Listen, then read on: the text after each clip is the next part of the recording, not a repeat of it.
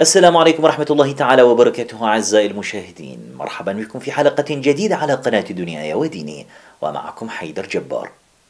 هل سبق وأن بحثت أو أخبرك أحدهم عن الشيء المشترك بين بيل غيتس وجيف بيزوس؟ إنه ذات الشيء الذي يتشاركونه معك أيضا 24 ساعة في اليوم الواحد، تلك التي يقع عليك اختيار إما أن تهدرها أو تمهدها سعيا نحو تحقيق أحلامك. ما سيجعلك تشعر بالفارق حقا هو كيفية قضائك لهذا الوقت وما يمكنك أن تحققه به. والآن لنناقش سويا كيف يمكن استغلال معظم وقتك على مدار اليوم بأفضل شكل عن طريق بعض العادات البسيطة.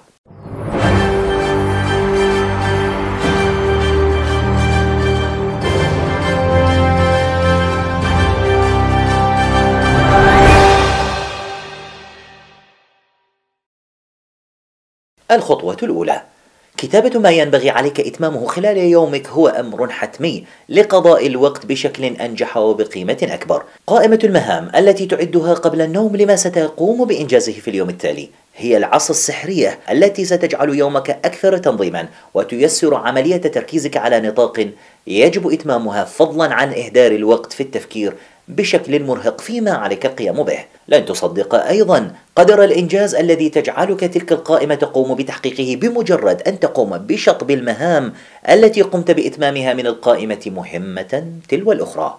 الخطوة الثانية: بعد أن قمنا بإعداد قائمة المهام المطلوبة، ربما علينا إعادة النظر فيما قمنا بتدوينه داخل تلك القائمة. حسنا، هل تبدو هذه القائمة مزدحمة بعض الشيء؟ إن قائمة المهام الطويلة أو المزدحمة لن تكون سوى عامل مساعد على القلق أو الامتعاض من عدم إنجاز الكثير مما تحتويه تلك القائمة. فما الحل إذن؟ الأمر بسيط للغاية.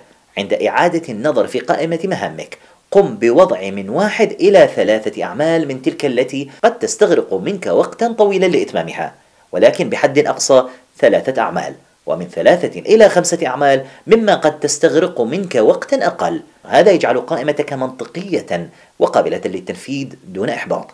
كما يمكنك أيضا أن تخصص ساعة يومية لتتفقد بريدك أو تقوم بالمكالمات الهاتفية أو أي مهام من أخرى من هذا القبيل.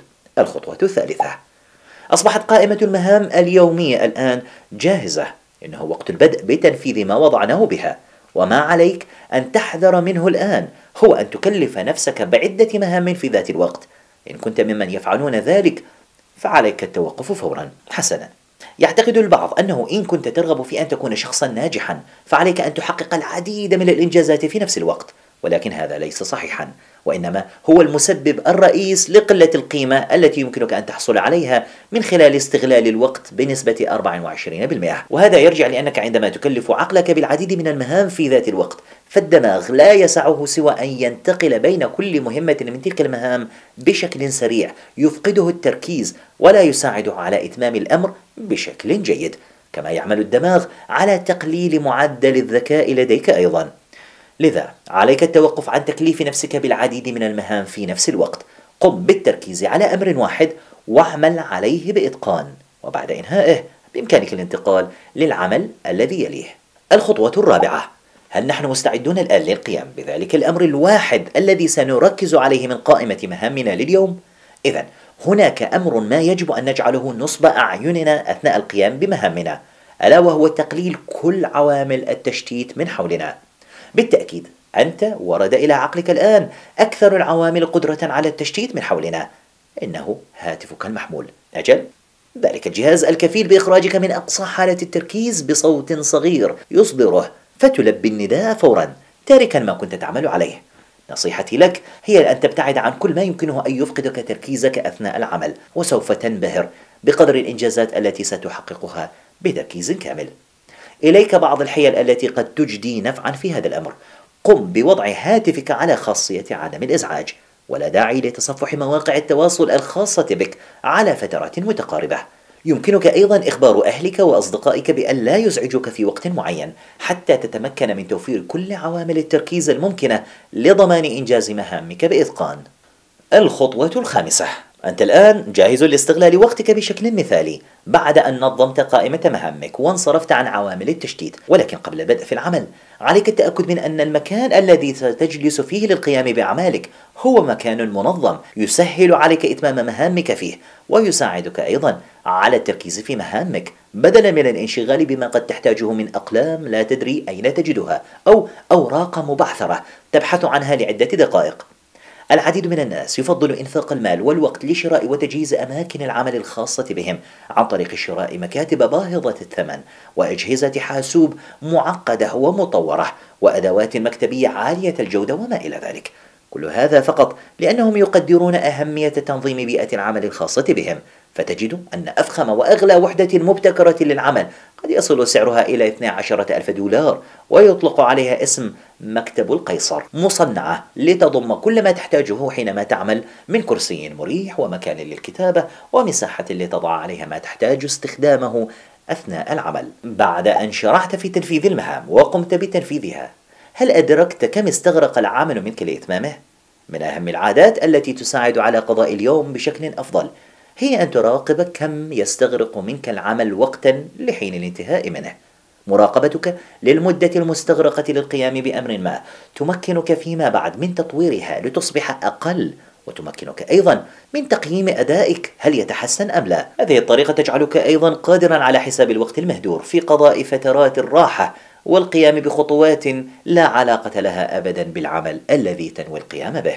إذا ذكرنا سابقا الابتعاد عن عوامل التشتيت كخطوة نحو تركيز حقيقي، والآن لنتحدث عن استغلال التكنولوجيا وتسخيرها لزيادة قيمة ما تفعله يوميا. بعض البرامج تمكنك من ترتيب مهامك بشكل أفضل، فبدلا من كتابة قائمة مهامك على ورقة ربما تضيع أو تنسى أين وضعتها فتستغرق وقتا في البحث عنها، يمكنك بدلا من ذلك كتابتها على برامج تسمح لك بالاطلاع على مهامك سواء إن كنت تعمل على الحاسوب أو من خلال هاتفك المتنقل أو هاتفك الجوال، حيث تجدها أكثر تنظيما، وتمكنك أيضا من وضع أدوات للتذكير وتخصيص الوقت لكل عنصر فيها. قم بتحديد الهدف الذي تريد القيام به. ما هي المهام الصغيرة التي يتضمنها كل هدف من أهدافك؟ قم برسم مراحل لتطور عملك ومعايير تستطيع من خلالها قياس مدى نجاح وتحقيقك لكل هدف من تلك الأهداف. قم كذلك بالتأكد من أن الهدف الذي تسعى لتحقيقه منطقي ومن الممكن تحقيقه، ثم قم بوضع خطة زمنية للقيام به وإتمامه. تلك النقاط تساعدك في تنظيم العمل بشكل كبير وتدفعك نحو إتمامه على أكمل وجه. لننتقل الآن إلى أمر آخر ربما تظن أنه بعيد عن موضوع هذه الحلقة، ولكنه في الأساس هو من أهم العوامل للحفاظ على وقتك وزيادة قيمة حياتك بشكل عام. إنهم الأصدقاء. كيف هم أصدقائك؟ هل يساعدك أي منهم على التطور؟ هل تتشارك معهم أهدافك وخططك لمستقبل ناجح؟ ربما عليك التفكير في الأمر لوهلة. اختيار الأصدقاء أو من يترددون على دائرتك المقربة باستمرار والأشخاص الذين تحيط نفسك بهم هم من أهم العوامل التي تساعدك على تطوير ذاتك من خلال مرافقتهم والاندماج معهم في أحاديث تزيد من قدر المعرفة لديك وتساعدك على إنتاج أفكار جديدة ترقى من خلالها بالمستوى الفكري لذاتك وتثريها بعقول أخرى ترفعها نحو القمة. لذلك عليك اختيار أصدقائك بعناية شديدة وعملا بمبدأ قليل دائم خير من كثير منقطع. يمكننا أن نذهب بمجرى الحديث حول ما يمكن أن نفعله لإضافة الثقافة والمعرفة لحياتنا. أجل، إنه التعلم الذاتي. عندما يبدأ الإنسان في السعي وراء المعرفة فمهما كان المجهود المبذول لتحصيل المعرفة قليلا إلا أن الاستمرار في تحصيل العلم وزيادة المعرفة ولو بشكل بسيط لكن مع الاستمرار في ذلك فإن النتيجة الحتمية التي ستصل إليها هي الزيادة من قيمتك كإنسان بالإضافة إلى تحقيق نجاح ملموس. تخيل التزامك بساعة واحدة يوميا مما يعني 7 ساعات خلال الأسبوع، 365 ساعة في العام الواحد تقضيها في التصفح والقراءة عن أمر ما. سينتهي بك العام وقد أصبحت خبيرا في هذا الأمر. فكر فقط في كم الساعات التي تقضيها في أمور ليست مجدية. قم بالقراءة أو سماع الكتب الصوتية أو أيا كان ذلك الشيء الذي يساعدك على تطوير نفسك لمدة ساعة يومية ونضمن لك ثراء وكنزا من المعرفة تجد أنك ودون أن تشعر قد حصدته خلال عام واحد. لقد تحدثت عن هذا الموضوع بشكل مفصل في حلقة سابقة على قناة دنياي وديني بعنوان كيف يمكن لساعة واحدة أن تغير حياتك. تجدون رابط الفيديو في الوصف. أنصحكم بمشاهدة الحلقة. وقتك ملك لك ليس للآخرين، مقولة نعرفها خير المعرفة ولكن قليلا ما نعمل بها. لكن ما دخلها في حديثنا الآن؟ وددت توجيهك نحو أمر يفقدك الكثير من الوقت الذي يمكنك استخدامه في إتمام مهامك. عليك التعود على أن تقول لا لكل أمر قد يؤثر على معدلات تحصيلك اليومية بشكل سلبي. فمثلا إن طلب منك أحدهم المساعدة بأمر ما وأنت لا تملك الوقت لفعل ذلك، يمكنك الرفض بشكل مهذب أو ترتيب موعد للقيام بذلك في وقت أفضل من حيث ترتيب الأولويات الخاصة بك. هذا لا يعني أن ترفض مساعدة الناس جميعا، ولكن هذا يعني أن تجعل الأولوية لقائمة مهامك. وانتقالا لعادة أخرى من تلك العادات التي تساعدك على قضاء حياة منظمة ذات قيمة، هي أن تقضي أوقاتك مستبقا ما يحدث فيها، لا أن تعيشها كرد فعل لما يحدث من حولك. دعني أوضح لك الأمر. في بداية يومك قم بوضع خطة لسير اليوم وحاول أن تلتزم بها. فمثلا لا تجعل أي عامل خارجي يحيدك عن تنفيذها، كبريد إلكتروني يحمل لك مهمة فرعية تجعلك تترك ما خططت له وتذهب إليها بدلا من أن تضع لها مكانا لاحقا في الخطة.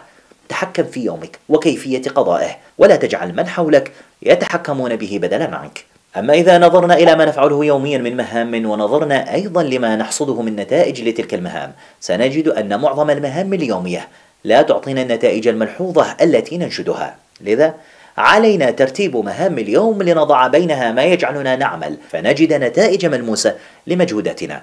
وكما يخبرنا مبدأ باريتو أن 80% مما نحققه من نتائج يأتي من 20% من الأفعال. لذا قم بتحديد تلك 20% التي تجلب لك 80% التي يجب أن تراها في حياتك. لقد قدمنا كذلك سابقا حلقة على قناة دنياي وديني تحدثنا فيها بالتفصيل عن مبدأ باريتو أو قانون 80-20 وكيف تستفيد منه لتحقيق النجاح. ستجدون رابط الحلقة في الوصف أسفل الفيديو. أنصحكم بمشاهدة تلك الحلقة. وننتقل الآن لأهم عادة من عادة تنظيم الوقت والحصول على حياة ذات قيمة أكبر. يعتقد معظم الناس أن العمل على زيادة إنتاج الشخص في حياته يتمثل فقط في التخطيط ووضع الجداول والالتزام بالمواعيد وما إلى ذلك، ولكن الجزء الأهم في عملية التنظيم هي اعتناء الشخص بنفسه. الحل الأمثل لخوض حياة سعيدة وذات قيمة في ذات الوقت هو التوازن. قم بفعل ما يجعل مخزون الطاقة داخلك لا ينضب، مثل الرياضة، تناول الأطعمة الصحية، الراحة لفترات تلائم فترات العمل، والاستمتاع بما تحب. تلك العادات تجعل حياة المرء متناغمة مما يجعل الإيجابية تطغى على أي انطباع آخر في حياته. والآن لدينا عادة أخيرة تمكنك من جعل أيامك أفضل وتساعدك على إنجاز الكثير، ألا وهي التأمل. قم بالتأمل يوميا ولمدة دقيقتين فقط. قم خلالها بالتركيز على أن تتنفس بشكل جيد ولا تفكر بأي شيء آخر، فإن الدراسات أثبتت أن التأمل يوميا والاسترخاء لمدة أقل من 5 دقائق يوميا ولمدة أسبوعين تساعد الشخص على التركيز والتغلب على ضغوط العمل وزيادة قدرته على الإنتاج. قم بتجربة التأمل والاسترخاء وكذلك باقي العادات المذكورة في هذه الحلقة، ثم ضع لاحقا تعليقا تخبرنا فيه كم أحدث الأمر فارقا في شكل حياتك ويومك أيضا. وصلنا إلى نهاية الحلقة. أتمنى أن تكونوا قد استمتعتم بمشاهدتها، كما أتمنى أن نكون قد أثرينا رصيدكم المعرفي ببعض المعلومات الجديدة التي تساعدكم على تنظيم وقتكم سواء لتحقيق النجاح الشخصي أو النجاح في العمل. إن نالت هذه الحلقة إعجابكم فلا تبخلوا بمشاركتها مع من تحبون. شكرا لكم أحبائي على حسن المتابعة. كان معكم حيدر جبار. أتمنى أن أراكم في حلقة جديدة على قناة دنياي وديني. إلى ذلك الحين أستودعكم الله تعالى، والسلام عليكم ورحمة الله تعالى وبركاته.